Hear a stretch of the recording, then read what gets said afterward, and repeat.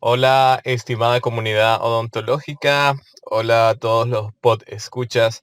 Estamos en un podcast más y en esta ocasión les vengo a contar un poquito acerca del Atlas de patología oral con enfoque a la educación a pacientes.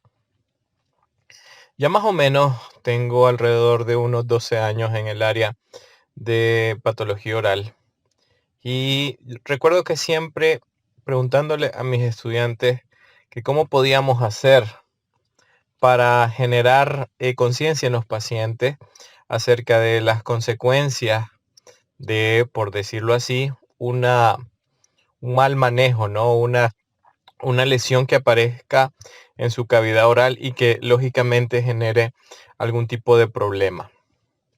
Ese tipo de situaciones, ese tipo de casos me llevaban a que los estudiantes me comentaban de que iban a mostrarles a los pacientes una fotografía de lo que sería una lesión bastante compleja, ¿no? Esto traía unas ventajas y unas desventajas. Las las ventajas de esto era que el paciente podía ver de que el no hacer una serie de recomendaciones orales iba a pasar factura. Y eso me parece muy bien. El odontólogo de hoy, el estudiante, el odontólogo, debe tener claro cuál es su papel dentro de la odontología. Y si algo me ha enseñado el doctor Isla es que el nivel de conciencia que se puede generar a los pacientes es fundamental. Mi papel como educador, como facilitador, como capacitador a mi paciente es altamente importante. Si yo no le explico a mi paciente las consecuencias que tiene una falta de compromiso con su salud oral, entonces vamos a tener el aparecimiento de lesiones. Y en esa área, en el área de patología, hay varios mitos que nosotros tenemos que tratar de dilucidar, ¿no? Y alguno de esos mitos es que los casos de patología no te van a llegar a lo que sería la consulta odontológica. Y aquí este tipo de pensamiento tiene dos enfoques. Porque claro, dentro de las patologías hay lesiones más comunes y lesiones menos comunes. Es lógico pensar de que un linfoma de Burkitt no lo vamos a ver cotidianamente en la consulta odontológica. Un sarcoma de Ewing va a ser extremadamente raro que lo encontremos. Un histiocitoma maligno. Pero lesiones como eritroplasia, como leucoplasia, como melanosis nicotínica, como queratosis, como hiperqueratinización, candidiasis, etcétera, son lesiones que son bastante frecuentes. Y no lo digo yo. El doctor Jerry Bowcutt en 1986 realizó en Estados Unidos una evaluación clínica con un equipo de investigador. Su objetivo era tratar de encontrar cuáles eran las lesiones orales más comunes o los cambios orales más comunes. Y si ustedes, como perfectamente conocen ya un torus palatino, si lo han visto ya, el torus, que es algo bastante frecuente, es una anomalía y es bastante frecuente, este tipo de alteración no ocupó el primer lugar en esta investigación de 1986, sino que fue la leucoplasia. Sí, esa placa blanca que está sobre las mucosas que no se desprende al frotado. Eso es lo que terminamos encontrando en lo que sería las lesiones más comunes. Y es una lesión potencialmente maligna de la cavidad oral. Eso, si no es que ya es una lesión con un nivel de displasia importante, es algo que se puede convertir en ello. Una leucoplasia se puede tratar en etapas iniciales en su forma homogénea delgada, retirando estímulos, cambiando hábitos, dándole seguimiento, tomando antioxidantes y probablemente sea suficiente. La lesión termine por desaparecer, dándole el seguimiento adecuado.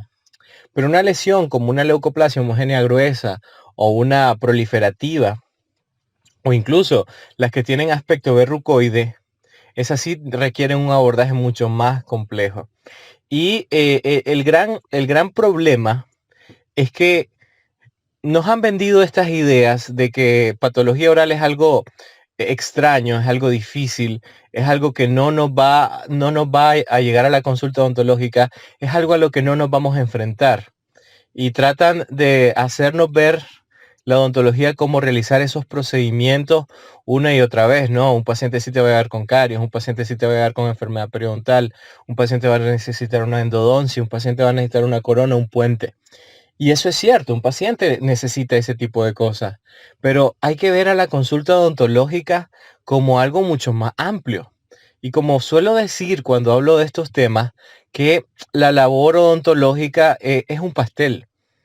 Y nos venden la idea de que una rebanada de ese pastel, que son todos los procedimientos que mencioné antes, es toda la odontología. Yo les pregunto, estudiantes, doctores, ¿cuáles son sus skills en cuanto a la consulta externa odontológica? Qué bonito es llegar donde el médico general, el médico internista, el médico relacionado con trastornos metabólicos, el médico pediatra, el ginecólogo, el obstetra, etcétera, el psiquiatra, y el doctor comienza a llenar una historia clínica, comienza a valorar factores de riesgo, comienza a requerir estudios especiales, comienza a denotar problemas que el paciente puede tener ya o puede llegar a desarrollar en el futuro y establece ya sea todos estos patrones de diagnóstico o planes de tratamiento. Y es una consulta donde el paciente recibe información, se le envían ciertos exámenes si fuera el caso, y el doctor tiene sus honorarios por eso. Cuando el doctor aquí lo que invierte es su tiempo, su equipo básico, su EPP, su mascarilla, guantes, lentes, etcétera, y con eso genera ingresos, que es el segundo punto. El segundo mito que existe con respecto a la medicina y la patología oral es que no es redituable. Te vas a morir de hambre con eso. Y no es verdad. Si ustedes piensan que van a encontrarse un linfoma de Burkitt o un histiocytoma maligno y van a especializarse en esa área y van a esperar que un caso aparezca de esa manera, pues sí va a ser bastante difícil. Pero la patología oral es muy amplia. ¿Por qué debemos de enfocar la odontología en dos enfermedades como es la caries y la enfermedad periodontal cuando hay muchísimas otras que requieren atención y que si no son atendidas por nosotros, no hay ningún otro profesional de la salud encargado de ello? El doctor Soma Riva nos regaló una frase muy, muy poderosa que es, nosotros somos, los odontólogos, somos los amos y señores de la cavidad oral. Y somos nosotros los encargados de hacer un diagnóstico completo en esta área.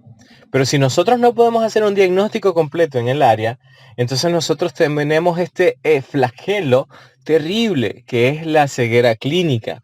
No podemos seguir teniendo ceguera clínica porque esto genera una consecuencia. Yo les digo, mis principales consultas odontológicas son precisamente para el diagnóstico. Y yo me encargo de llegar a descubrir de qué se trata ese cambio o alteración que un paciente puede llegar a tener. Ahora, no todos los pacientes llegan por eso, porque los pacientes no saben, no tienen esa información. Los pacientes creen y nosotros somos parte responsable de esa creencia y también mucha campaña comercial y algunas marcas que venden que para tener una salud oral, para estar bien, hay que tener dientes limpios, dientes bonitos, dientes blancos, etcétera.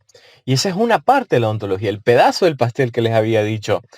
Por tal razón, nosotros tenemos que ofrecerle a nuestros pacientes una salud oral completa. Y cuando hablo de completa, o sea, que mi paciente se le evalúen labios, carrillos, paladar, lengua, piso de la boca, encía y dientes. Eso es una evaluación completa, donde yo tengo la responsabilidad como profesional de la salud oral y como un guardián férreo de la salud oral, tratar de encontrar alguna alteración.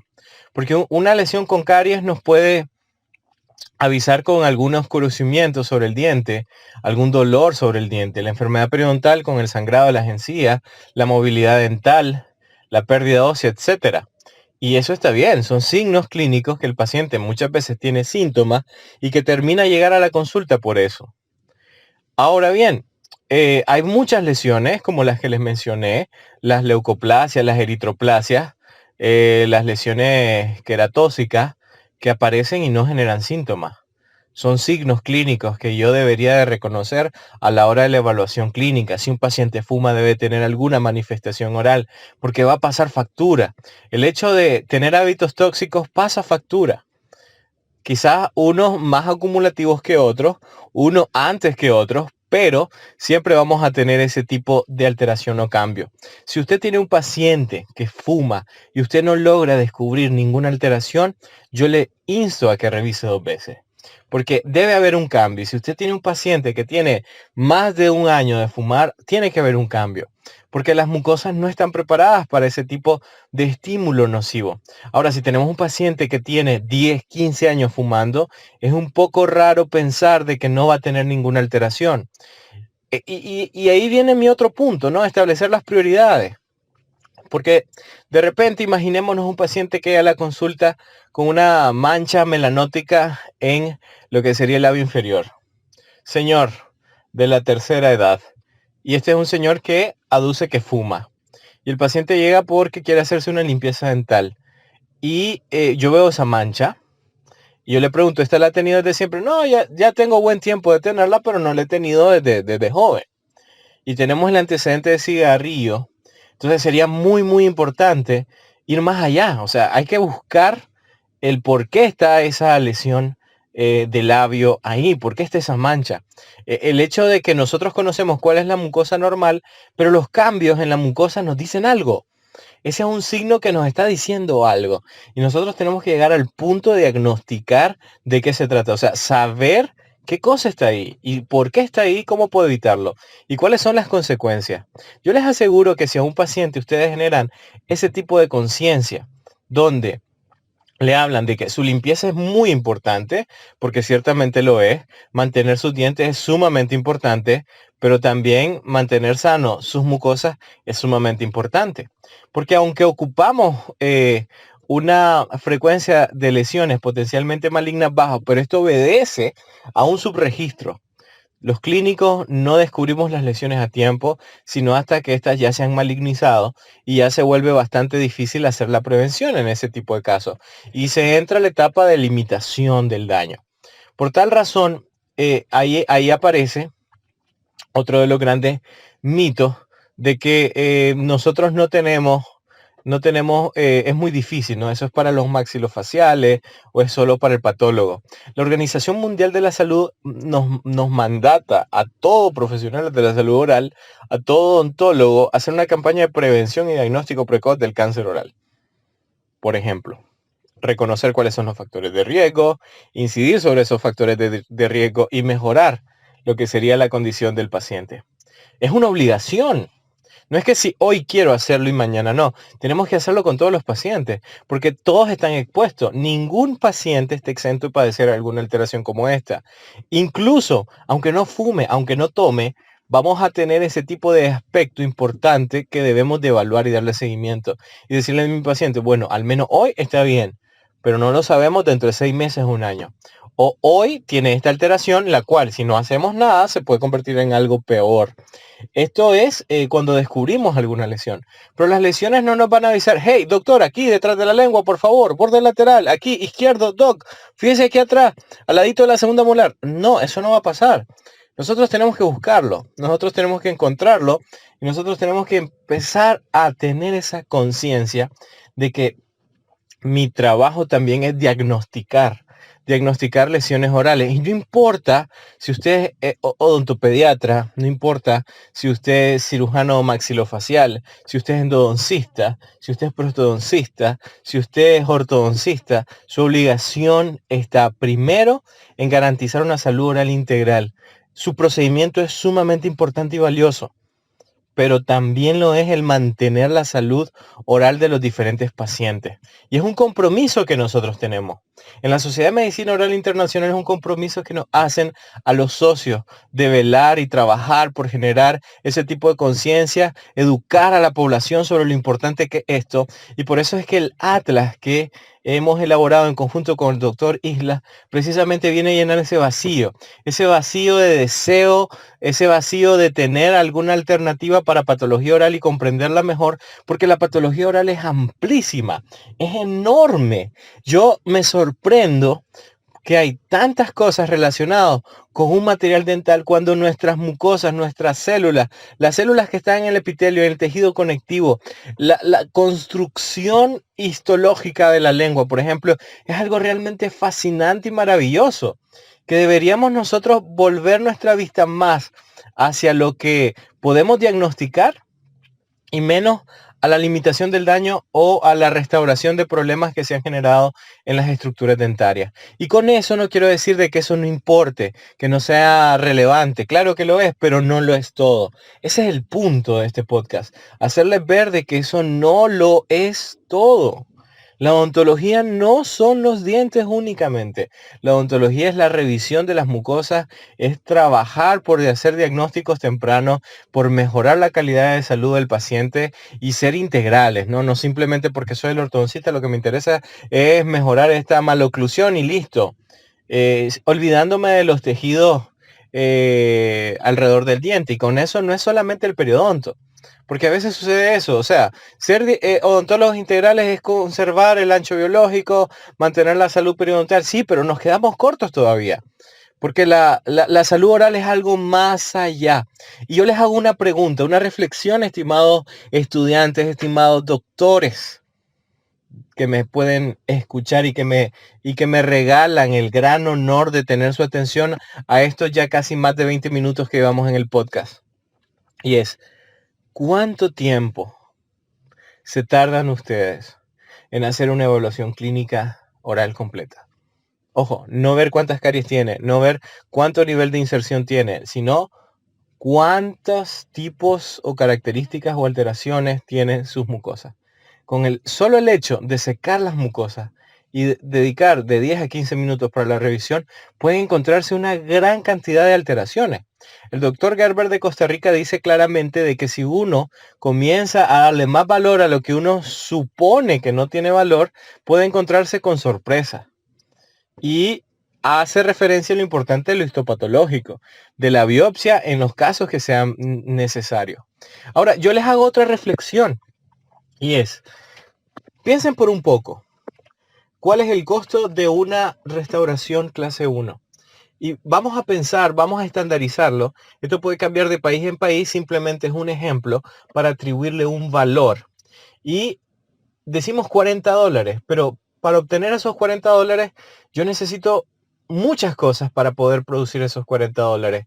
Y es anestesia, necesito resina, necesito lámpara de fotocurado, necesito equipo para aislar, necesito mi dique de goma, necesito lo que serían mis espátulas, necesito pulir, necesito un kit especial para hacer eso. Si es una lesión, si tengo tinturas o pigmentos, también utilizarlo.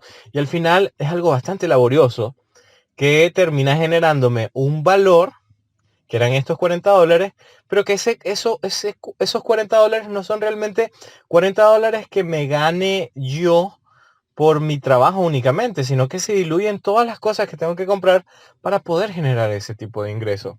En cambio, si ustedes usan su EPP y su conocimiento de patología oral y hacen consultas con el fin de generar diagnósticos orales, ustedes pueden generar esa consulta en $40 y gastaron únicamente el EPP. Esos $40 entran íntegramente a su cuenta y es el reflejo del conocimiento. Los doctores han utilizado esto muchísimo tiempo y la gente, cada vez que va a su consulta, la gente paga sus honorarios. Pero ¿por qué nosotros no lo podemos hacer? Porque nos han vendido una idea de que hacer un diagnóstico es revisar cuántos dientes tiene. Y muchas veces eso no le damos valor y lo ofrecemos de forma gratuita. Pero el hecho de hacer un diagnóstico donde nos tomemos el tiempo, donde tengamos calibrado nuestras habilidades, nuestros ojos, nuestras manos, el tacto para poder diferenciar entre una alteración u otra, entonces ahí es donde viene lo verdaderamente revelador. Antes que eso, pues lógicamente lo otro ya está normalizado. Se ha normalizado el hecho de que la consulta odontológica no se tiene que cobrar. Pero no debemos normalizar el hecho de que no debemos de hacer un diagnóstico y que las lesiones orales es una labor meramente del patólogo. La labor del patólogo es resolver casos complejos, casos donde se requiera un estudio, un análisis de la biopsia, una interpretación de los cambios histopatológicos con el fin de ponerle nombre e instaurar un plan de tratamiento con el fin de que el paciente mejore su calidad de vida. Esto, esto es completamente válido. Pero no por eso vamos a tener a un odontólogo que no practique medicina oral, que no le importe, porque ese es el gran problema, ese es el gran pecado, que no le interese la medicina oral. Porque lo que él va a hacer es simplemente restaurar y hacer toda una labor restaurativa, correctiva en las diferentes áreas. Ese es el gran problema. Nos hemos olvidado las mucosas orales. Y ahí tenemos un mercado, y me refiero al mercado porque desafortunadamente hay muchos colegas que buscan solamente la parte económica, que se puede, un mercado que muy amplio, que no se ha explorado todavía. Y el paciente no va a llegar donde el patólogo para hacer la evaluación. El paciente va a llegar primero al clínico, el doctor que está por su casa, por su provincia, por su colonia, por su barrio, por su residencial, cerca de su casa, para restaurarse un problema dental. Pero es ahí el momento donde nosotros tenemos que generar conciencia. Conciencia de que hay, o sea, la odontología es más que eso. Hay que ir más allá de lo que nos han tratado de vender todas las marcas a lo largo de este tiempo. Y no quedar con ese enorme, pero gigantesco sesgo, sino que ver claramente que nuestra labor es mucho más integral. Y para ser integrales no se necesita más que las ganas de hacer la diferencia y el compromiso de hacer eso. Les regalo un dato ya para finalizar este podcast y es que, por ejemplo, en mi país estamos en el 8º lugar de mayor consumo de alcohol a nivel mundial. 8º lugar de mayor consumo de alcohol. Y eso se refleja con la cantidad de muertes. En mi país es el que tiene la mayor cantidad de muertes en Centroamérica, producto del consumo de alcohol. Ahora, tantos pacientes consumiendo alcohol y que esto no pase factura en las mucosas, es un poco ingenuo considerarlo de esa manera. ¿Y tu país en qué posición está en cuanto al consumo de alcohol o tabaco? Si tienes un índice alto, estás en un país con un índice alto, yo sugiero de que le tomes mucha atención al hecho de hacer este tipo de evaluaciones, porque vas a hacer la diferencia, te vas a convertir en un odontólogo integral y vas a tener un elemento diferenciador importante que los otros van a ser un poco difíciles. Luego, cuando veas de que tus pacientes se sienten bien con esa atención, cuando tengas visitas de pacientes por esto, que es el elemento diferenciador, van a comenzar a copiarte. Y está bien, porque al final lo que queremos es que todos los odontólogos tengan esa mentalidad integral. No esperemos a que vaya donde el patólogo, no esperemos que las lesiones se vuelvan notorias excesivamente, no esperemos que se complique el cuadro, cuando nosotros podemos solventarlo perfectamente si hacemos un manejo temprano. Espero que con este podcast le haya despertado la curiosidad, las ganas de saber un poco más acerca de medicina oral y tomarlo como parte importante de la formación profesional. Así que si te ha gustado el podcast, suscríbete, comparte y nos vemos o nos escuchamos en otra entrega. Recuerda que la odontología es más que dientes.